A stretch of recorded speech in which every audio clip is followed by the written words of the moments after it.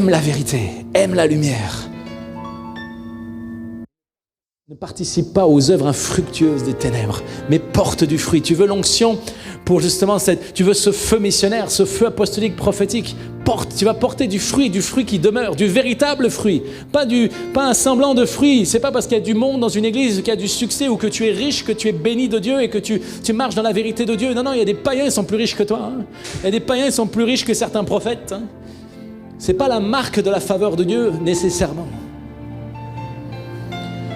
Jésus n'a pas dit on reconnaîtra un homme béni à son compte bancaire.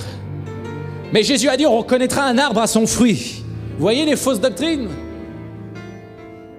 Ah mais toi t'es pas béni, tu es pauvre. La pauvreté c'est une malédiction. Non. L'apôtre Paul quand il était dans la disette, il n'était pas maudit. Dieu l'a fait passer par des temps d'abondance et il a vécu des temps de disette. Et quand il était dans la disette, il était béni, il avait le feu apostolique. Bien sûr que le diable peut amener un esprit de pauvreté et te détruire par la pauvreté, et là c'est une malédiction. Mais Dieu peut aussi t'amener dans la disette et te dire contente-toi de ce que tu as, ma grâce te suffit. Est-ce que je parle à quelqu'un, à quelqu'une, à quiconque?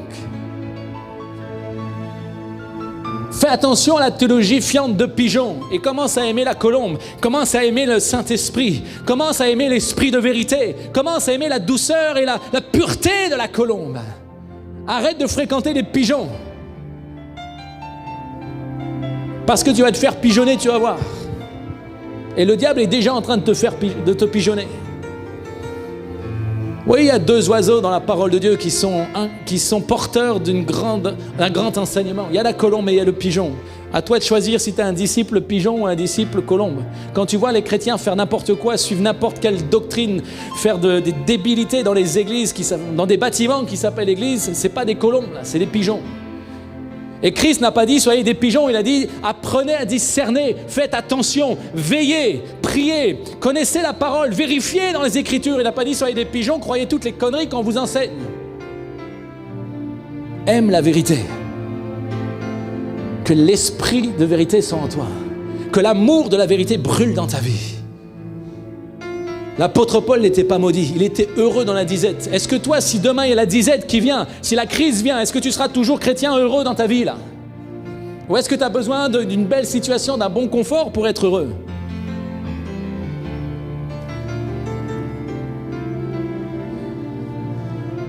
Saint-Esprit, parle à nos cœurs cet après-midi, fonde la pensée du disciple-là dans nos vies.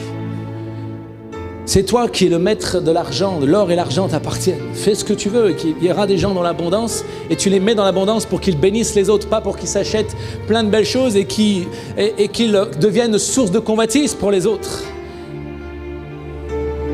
Au temps apostolique, à Corinthe, on enseignait par exemple que si ton frère est dans le besoin, prends soin de lui, occupe-toi de lui, donne-lui ce que tu as.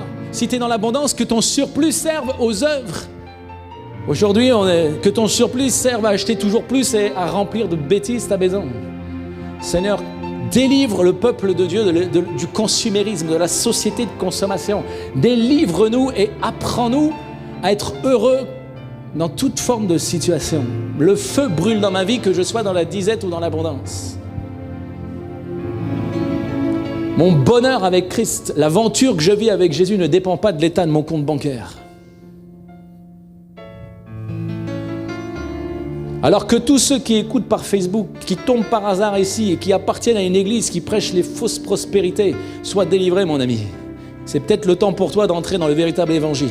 Tu as peut-être besoin d'un vaccin qui s'appelle le véritable évangile. Reviens à Christ, reviens à la simplicité de Christ. Tu crois que Christ est mort à la croix pour que tu aies une belle montre et que tu la montres à tout le monde? Ça va juste démontrer ta convoitise.